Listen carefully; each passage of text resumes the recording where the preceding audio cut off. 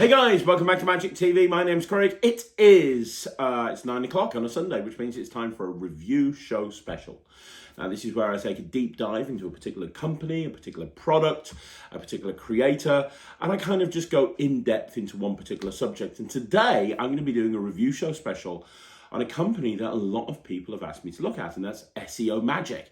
Now, SEO Magic are probably very well known for their presence at Magic conventions. You normally will see SEO Magic at most Magic conventions. I know that the Magic Roadshow that's currently taking place around the US, they are a part of that, along with people like Mark Mason.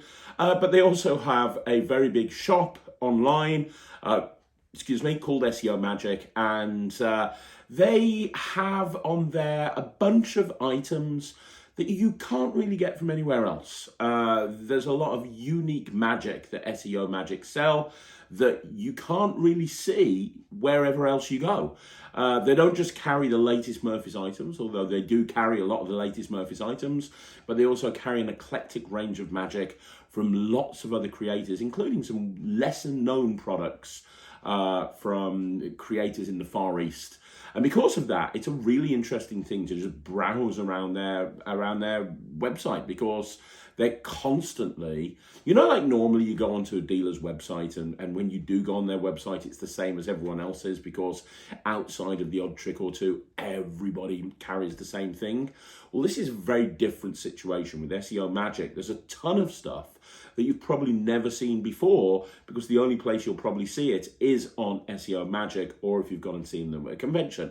So it's an interesting company to do a review show special on. I'm going to do a couple of review show specials in SEO Magic. This is the first of many, purely because there's a big range. I mean, this whole channel is all about bringing tricks to your attention that you might not have seen before, right? That's what this channel is all about, bringing tricks to your attention that you might not have seen before. And SEO Magic are the perfect company to talk about when you're talking about that, because there's a lot of stuff that you might not have seen unless you've actually browsed the SEO Magic website. So I'm going to look at 5, not the newest items that have come out. I'm going to look at 5 of the older items. But they're all kind of really clever and innovative and different to anything you might have seen before. And they're all available exclusively from SEO Magic, so you can get them directly from their website. They ship worldwide. Or if you see them at a Magic convention, they'll probably carry them there as well. And we're going to start off right now. Okay, so we're going to start off with a very interesting item by Ton Onosaka, and this is called Frame Up. And this is basically a really interactive version of the 52-on-1 card. That's what this is. It's a really cool, very, very innovative version of the 52-on-1 card where the magic happens in the spectator's hands. This is what the prop looked like. I'm not going to tell you anything about it. I'm going to show you a performance of it. And once I've done the performance, we'll talk about what makes this so interesting. How you doing, Matt? Morning. I've got a prediction. That's what the envelope's here for. They usually are. This is the greatest prediction of all time. Okay. Genuinely, the greatest prediction of all time. Now, I also have a pack of playing cards, and I know that you're really suspicious when I do card magic. So, would you like to shuffle the cards? Do you blame me? Give them a shuffle. I can shuffle them. You can shuffle the cards. Just make sure that when you finish shuffling them, you put them back in the original order. I know. I'm so funny. That's pretty shuffled, right, Jack? Yeah. So. Are you happy? One more for luck. One more for luck. Don't blame it. me. So you could have shuffled these into any position that you wanted to. Is that fair to say? Yeah. Cool. So I want you to, you can cut the card, you can cut shallow, you can cut deep, you can cut whenever you want to. It's totally up to you. That's great. I will just put that there for a minute. Now, here's the thing. I want you to remember that I put this prediction down on the table before you did anything. Before you shuffled the cards, I put this prediction down. And it's not like it's a little thing and I've got 15 envelopes all over my body. This is a big envelope. Yeah. If I told you I was able to predict exactly the card that you cut to, would that be good? Well, yeah. That'd be pretty good, wouldn't it? Let's have a look at the card that you cut to. Can you remember it? Yeah. That's the card? Yep. Okay. And bearing in mind, you could have cut to any one of them. Yeah. I still don't know your card, but genuinely, you'd be impressed if this had a pick. If your card was here, predicted, would that be good? Yeah. You'd be impressed if your card was here. Yeah. There you go. They're all there. So it has to be. What do you reckon? Is it, you impressed? Look, they're all there. It's a picture of every single card in the deck, including your card. Look, I tell you what. Very good. Do you see your card? Yeah. Okay. Wherever your card is, cover it up. Wherever it is, just cover it up with your fingers.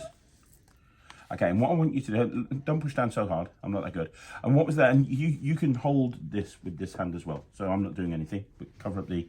There you go. And I'll just support this here. Now, for the first time, what was the name of your card?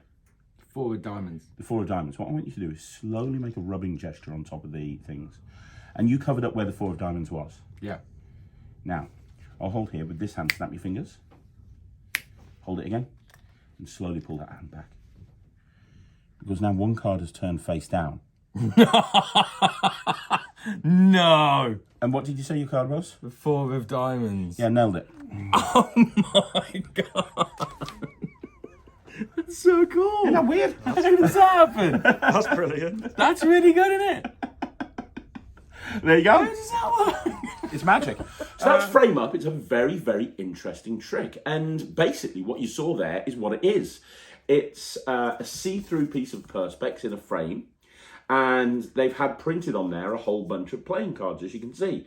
And they're all face down other than one, or they're all face up other than one, whichever way you look at it. And the idea is it is that you obviously, as you saw in the performance, you put this down on the table to begin. You have somebody pick a card. They pick a card. You have the whole gag of, hey, if I had a picture of your card in there, would that be good? They say yes. You pull out this. It's a gag because obviously every single card is represented on here. But then you've got that beautiful moment of magic where you have them put their hand over the frame. And as they put the hand over the frame, one card turns over inside the frame and it's actually the card that the spectator thought of or the spectator picked. Very, very interesting concept. Now, let's talk about the pros and cons here. The first obvious con is that this is not a small item to carry around with you. This is kind of a big thing. It's too big for a jacket pocket. It's too big, really, to carry around with you. But also, because of the revelation, it's not really something that would work too well on stage without a lot of thought. So it's kind of, where do you do this? Well, a parlor show would probably work. You could do this in walk around. And how you would do this in walk around is by having this in an envelope, like you saw in the performance, and then say, write on the envelope, big finish. And you say, okay, guys, this is my big finish. I should tell you right now, this is my big finish. Before I do anything, can you hold on to my big finish for me? That'd be absolutely fantastic. You give it to somebody to hold on to, and you start by having a card picked. You say, by the way, before I do anything, I'm going to have you pick a card. We'll get back to that a little bit later on. Then you do whatever set you want to do, and then you bring it full circle, and you say, well, you had a free choice of any card. It was totally your choice. Do you remember at the very, very beginning? Well, before I did anything, I gave you that envelope. If I had a picture of your card in that envelope, would that be good? Ta-da!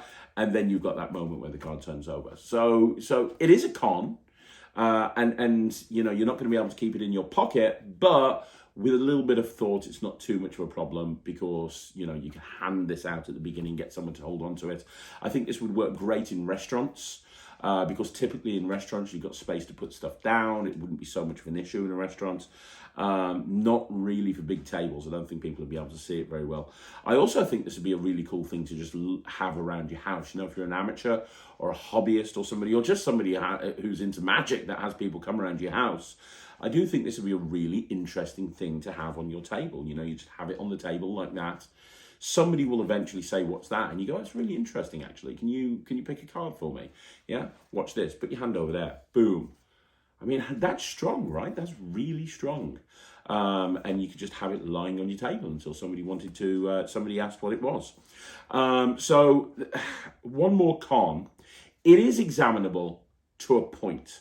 And what I mean by that is when you do the revelation, people can examine it. But if they really go to town on it, I mean, if they really spend, you know, those type of spectators that really kind of try to work everything out and they're looking at it from every angle.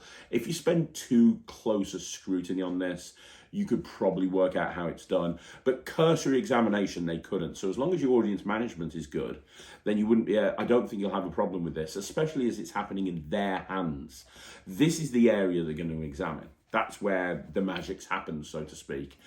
It would need to take somebody who's really, really determined to find out the secret, but I don't think you'd want to give this to somebody, say thoroughly examine it and then walk off and do something else, because I think if somebody spent too much time on it, they'd find out how the secret works.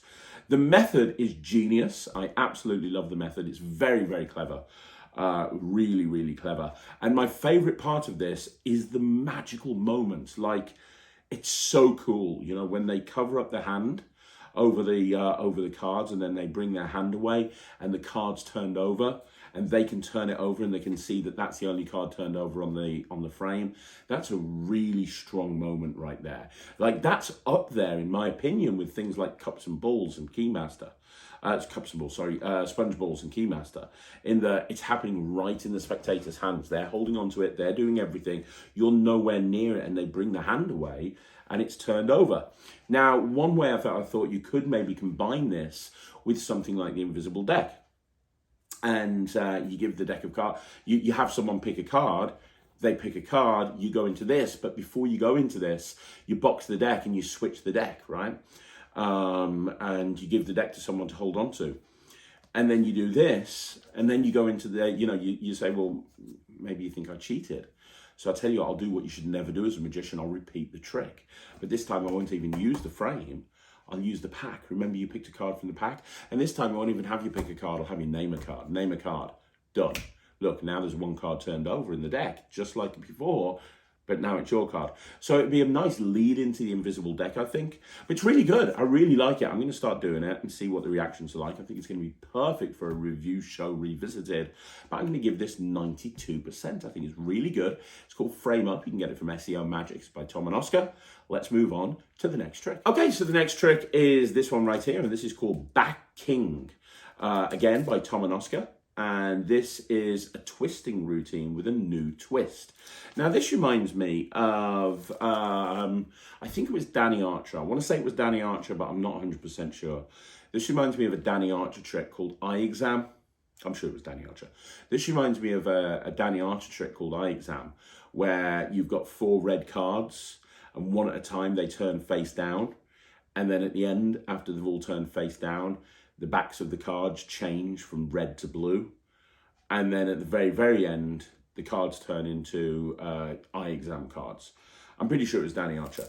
The method, from a method point of view, methodologically, this has a very similar feel to that style of routine. But these cards are very, very cool. Because, well, it's very difficult to explain. I don't really want to explain it to you. I'd rather just let you see the performance. So let's have a look at the performance of Backing by Ton Onosaka. Me too. We can do a trick. Yeah. It only uses 4 cards. It uses the 4 kings. Okay. So we've got the King of Hearts, the King of Spades, the King of Diamonds, the King of Clubs. This is a 4 king good trick. 4 king good. Forget it. I'm going to make the kings turn face down one at a time. Not like that, because that's not magic. That's stupid. I could do that. Well, yeah, anybody could do it. Even you could do that. Even I could do that. I'm going to turn them over by magic, one by one, Okay. until in the end all 4 kings will turn face down. Okay. Now to do this, all I have to do is give the packet 1/2 turn like that. That's all I have to do. Now when I give the packet 1/2 turn, what happens is one of those kings, the King of Spades, turns face down. I'm going to do that again for you, because you might have missed it. Now the King of Spades is face down. You can clearly see that, right? This time I'm going to do the King of Hearts. Now I have to do 2 spins. The first spin turns the King of Spades back face up. The second spin, well, that turns the King of Hearts face down. So that now you see that, let me show you, the King of Spades is face up and the King of Hearts is face down. You look confused. I'll do it again with the King of Diamonds. We've done 2. I'll do it with the King of Diamonds. Look, if I give a twist that way, that's when the King of Hearts turns face up. And then this way, that's the King of Diamonds. I'm not kidding. Look, there you go. That's now the King of Diamonds. What the fuck? Leaves us with the King of Clubs. This one's the hardest one of the lot, because you know exactly what's going to happen. I'm going to do it again. So look, 1 twist this way, 1 twist that way. That makes the last one turn over, which was the King of Clubs. You're not doing anything. Yeah, I am. I'm turning it over. It looks like that. It's pretty good, right? Now, just for you, because I know you like visual magic, I'll make that King of Clubs turn back face up visibly. Right? Do you see it there, yeah? Yeah. Watch. All I have to do is rub. You take a split second, and then when you pull it back, that's done. What the hell? Can I be honest with you, though? I lied. When do you not? Well, I lied very specifically about this trick, because I said I was making the cards turn face down one at a time. I wasn't. You weren't seeing their backs. Did you think you saw the backs? The back. No, you didn't see the backs. You think you saw the backs. No, you think you saw the backs, but you didn't. If you saw the backs, it would look like this, the back of their head. Look at that!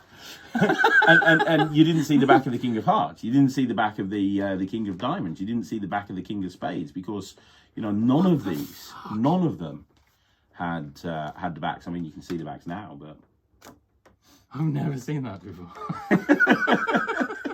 That's nuts. Isn't that great? That's so clever. Fun, isn't it? That's backing. I mean, it's really fun, right? Because initially you think it's just this normal generic packet trick where the card turns over one at a time. I say normal generic packet trick. I'm kind of underselling this a little bit, because the sequence that is used in that actual twisting style routine is a classic sequence, and it works really well. And it will fool, pretty much anybody. It's a really great sequence. Basically, with no Elmsley counts and no real sleight of hand to speak of, you can make a card turn face down. You can make a different card face down. You can make a different card turn face down. You can make a different card turn face down, and it looks really visual. And I've added a couple of extra moments in here, like the paintbrush change, to have a visual change with the final card. Very, very cool. What makes it super awesome, though, is the finale. When at the end of the routine, you turn the cards over and you say, well, you didn't really see them turn their backs over. If you saw them turn their backs over, it would look like this. And it's that kind of kicker ending that I love in Magic. I love routines where there's a kicker at the end that they just don't see coming. They think that there's something happening, and they kind of get used to this sequence that they're seeing. And then all of a sudden, out the blue, something else different happens. In this case, all of the backs of the cards change. The cards are specially printed. They're not bicycle stock, but they look like bicycle cards. They're specially printed, and they're good quality. They'll do the job absolutely fine, no problem at all. I think it's one of the reasons I like packet tricks so much. Anybody who watches this channel on a regular basis will know that I really like packet tricks, and one of the reasons I really like packet tricks is because of this. It's because of this. It's because you've got a kicker at the end that people just never see coming, and this is a perfect example of that. So yeah, I really like it. I mean, I really, really, really like it. It's good. There's nothing negative. There's nothing bad about it at all. It's a great trick. So I can't really think of anything else to say. It is what it is. It's not difficult to do. It's an almost instant reset. It's not completely examinable without taking a few cards away. But to be honest, I don't think that's an issue, because I don't think people are going to want to examine it. And most of the cards they could examine. So I don't think that'd be too much of a problem. I don't know if I'm going to do this. I'll probably give it a shot. I don't know if it'll stay in my set. I've got a lot of twisting routines that I do that I would probably rather do over this. But that's not to say this is a bad trick. This is not a bad trick. This is a very good packet trick. It's just not something that I would probably do. I'd have to replace something in my set in order to do this. And everything that I've got in my set, I'm more than happy with. But I really like it. I'm going to give it 79%, which is the highest mark I can give something without actually putting it in my set myself. So yeah, I love it. It's recommended. It's not difficult to do. It's by Ton Onosaka. You can get it from SEO Magic. Okay, so the next routine that I'm going to perform for you is called Holy Sandwich, and it's by Nojima. Now this is another one of those routines on SEO Magic that you kind of see buried away. And I've never seen this before. This is a very interesting take on a sandwich style routine. Now there's two handlings for this. There's a kind of a standard handling, and then there's the more advanced handling. I'm going to perform the more advanced handling for you. So I'm going to show you the advanced handling, and then after I've performed that for you, I'll talk about the differences between the two handlings and what I think. I've got a pack of cards. Now, there's two special cards here. I have to tell you the truth. I can't really lie about this. It's fairly obvious that these two cards are special. There's no ink, there's no fronts, there's no backs. And there's also, there's a tiny-ish hole there that you might have seen. Tiny-ish hole. Now, as well as that, I've got all of these cards, and they're all there, and they're all different, but you're going to grab one of them. So as I go through the deck, just say stop. Stop. Cool. So that's the card. You can have a look at it and show the camera, but please don't show me. You got it? Yep. You got it? Now I'm going to pop that card back in the deck. It goes about halfway down. About halfway, give or take. Yep. I'm not going to shuffle. I'm not going to manipulate the cards. I'm going to leave it exactly where it is. Now I'm going to try and make your card appear right here in between these two blank cards. And to be clear, you know that there's nothing in between there. And you can see there's nothing in there between there because of the hole right there, yeah? So I'm going to put them together and watch. If I snap my fingers and slowly pull back, you see a card appears right there in between the holes. Now, believe it or not, this is your card. It doesn't look like your card because it's blank, but this is what your card has the potential to look like, which I know sounds ridiculous, but it's true. I'm going to go one step further. Look, I'm going to pop your card right there. You look very confused. No, I know. I'm ignoring all the shit that you're waffling, but that card did genuinely just turn up in between the two.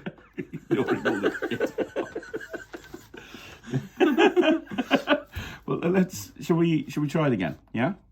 Look, there's the card. It's genuinely right there in between the other two, right? Yeah. I'm going to leave it sticking out like this. So just put it a little bit further down so you can see it right there in between them. And if I push it here like this, now watch. I'm going to try and do this slowly. You see the card right there, yeah? Yeah. In between the two things, yeah? The blank on the front and the back on the back, yeah? Yeah. If I do this, you remember I made the card appear. Now I've made the face appear as well. What was the name of your card? 6 of diamonds. Yeah, nailed it. There you go. What the? You can check everything out, obviously.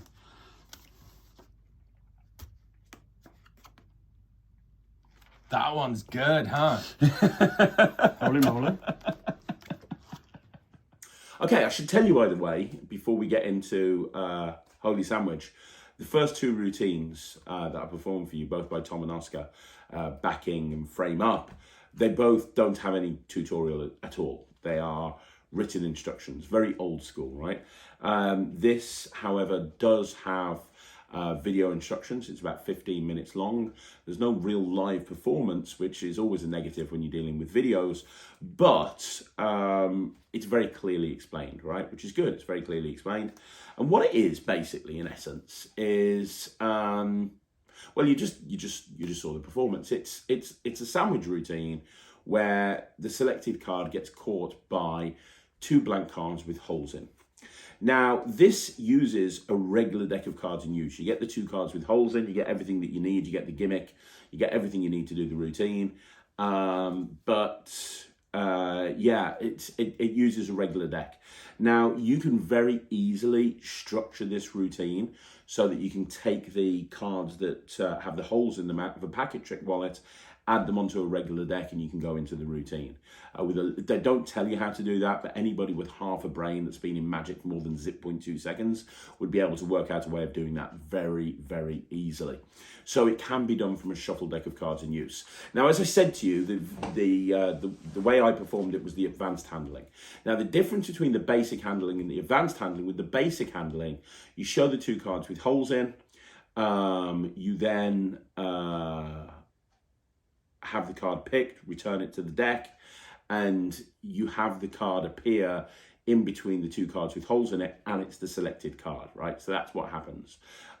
It's a selected card that appears in between the two cards with holes in it. With the advanced handling, the one that you saw, you start off by making a blank card appear in between the two cards with holes in them. You then put the card back in so they can see that it really is blank, and then it prints itself. So it's kind of like, first of all, you capture the card, but you don't capture the actual ink, and then you capture the ink. Both of them are great. Both of them are different approaches. There's pros and cons of both. With the standard version, it's a free choice of a playing card, whilst with the advanced version, it has to be a force of a particular type of card. But I think I prefer the advanced version just because I do like that slow motion appearance of the card in between the two cards with the hole in. The other advantage of the advanced version is at the end, both of the cards with holes in them and the selected card can be examined. You're left with a couple of cards that can't be examined, but as you put the deck down on the table, you can cop those off. With the standard handling, the cards with holes in them can't be examined at all. So it's kind of which way you want to go with it. It's completely up to you. Both, I say one's standard and one's advanced, both of them are relatively easy to do. There's nothing difficult with either one of the routines. They're both relatively easy. It just depends on which way you want to go with it. As I say, it's a nice little routine. Now, there's lots of different sandwich routines out there, and there's a very good chance that anybody watching this has already got their own favorite type of sandwich routine that they do when they're actually performing. And that's cool, that's great, that's all well and good. This is just another variation. If you like the visual of having cards appear in between cards with holes, then this is one that you should go for. It's a very interesting method. It's a very good method, very different method to what I thought I was going to see. When I read the description to this and I saw the trailer, I thought there was going to be flaps involved or something like that. No flaps. The gimmick is no flaps, no elastic thread, no dental dam or anything like that, no hinges.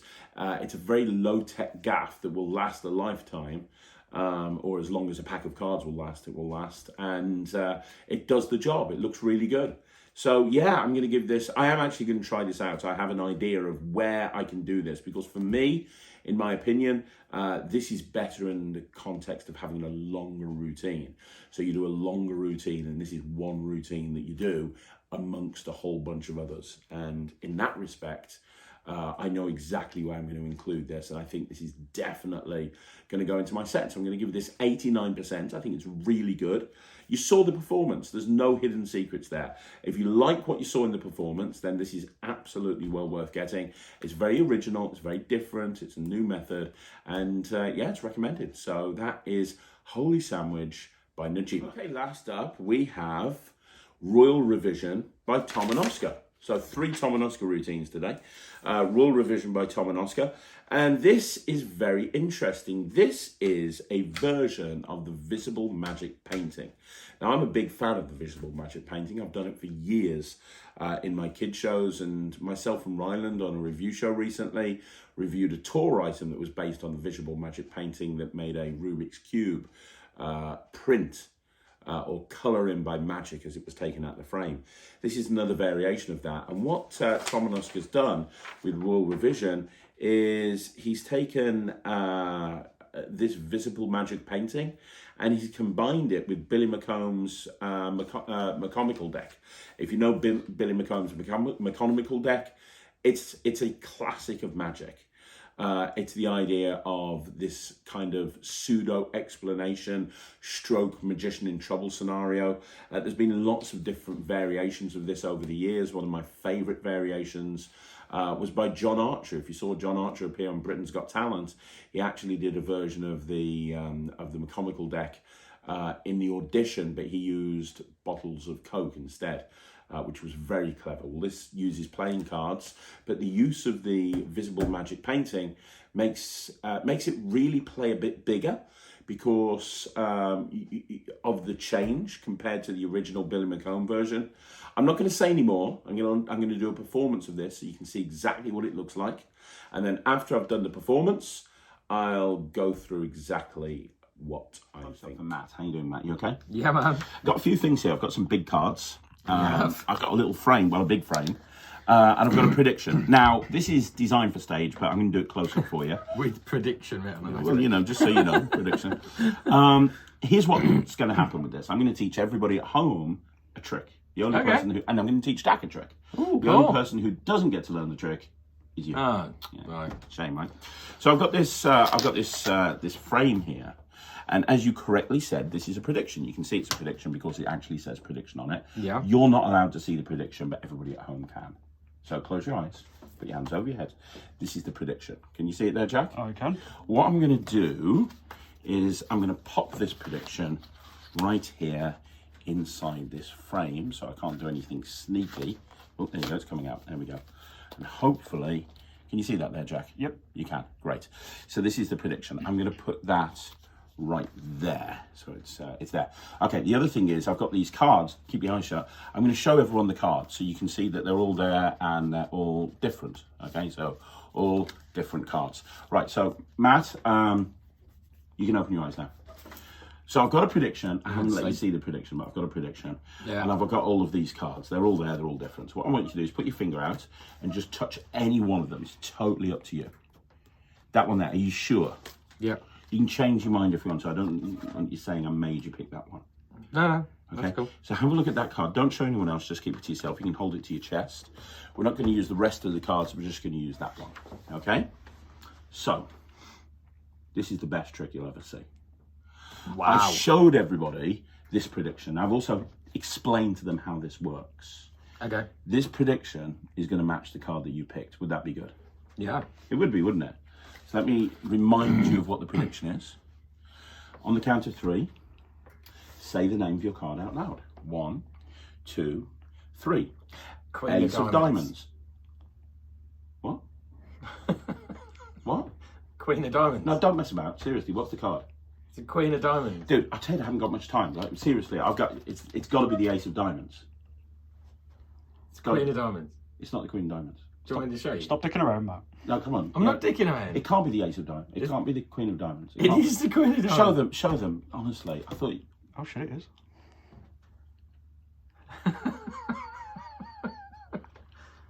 Meant to be the.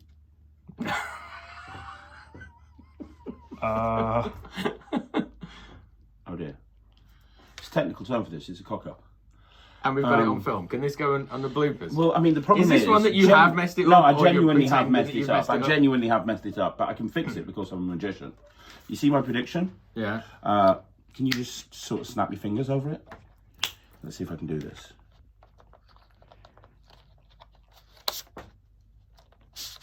Huh? Yeah. Queen of diamonds. There you go.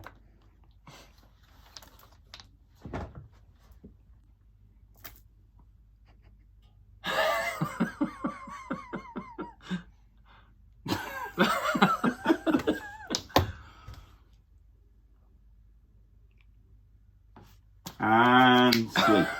What just happened?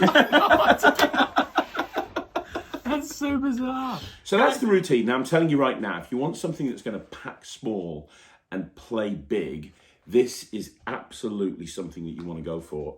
The props are very well made. These are going to last a long time. I can tell that these are going to last a long time.